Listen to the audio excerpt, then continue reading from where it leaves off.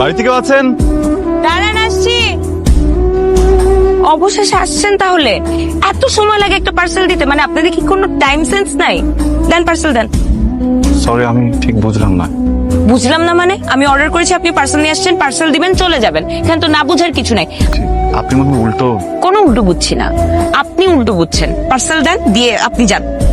জি, আমি পার্সেলটা এতবার চেয়েছেন আমি দিয়ে দিতাম, কিন্তু আনফরচুনেটলি আমি ডেলিভারি ম্যান না। তাহলে আপনি এখানে কাকে চান? যেহেতু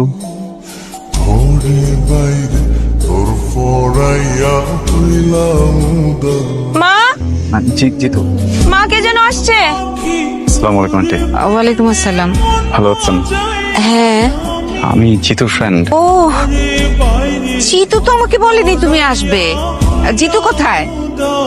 ও আছে, ওই টাকা খুচরা করছে। ও চলে আসো। আচ্ছা, ও যেখানেই থাকুক, কোনো অসুবিধা নেই। তুমি আসো আসো আসো, তুমি যে আসবে আমাকে জানাবে না আগে? আসো।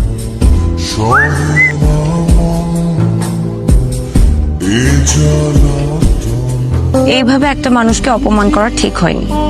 লজ্জা একবারে লাল হয়ে গিয়েছিল। কি হ্যাঁ ডেলিভারি ম্যান তাই না? হ্যাঁ, তোর এত বড় সাহস, তুই আমার বন্ধুকে ডেলিভারি ম্যান বানাস? হ্যাঁ, সব জায়গায় পাকনামি পাকনামি তোমার করতেই হবে। ভাইয়া ব্যথা পাচ্ছি, আমার কি দোষ? উনি বলতে পারতো না সে তোমার বন্ধু? বলে নাই, কি করছে? ড্যাব ড্যাব করে তাকে আছে। তাই বলে তুই এসব বলবি? এসব বলবি? হ্যাঁ, ভাইয়া, আপনার জন্য শরবত এনেছি, নিজ হাতে বানানো শরবত। খেয়ে দেখেন, খুব ভালো লাগবে। Thank you. খান।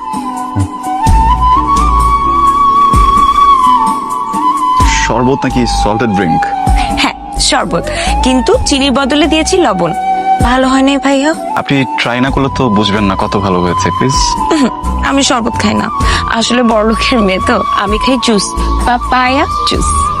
তোমার ফ্যামিলিতে আর কে কে আছেন? আমার মা আছেন, আর বাবা বিদেশে থাকেন। বিদেশে কোথায় থাকেন? পার্থ, অস্ট্রেলিয়া। নিশ্চয়ই বাবাকে খুব মিস করো।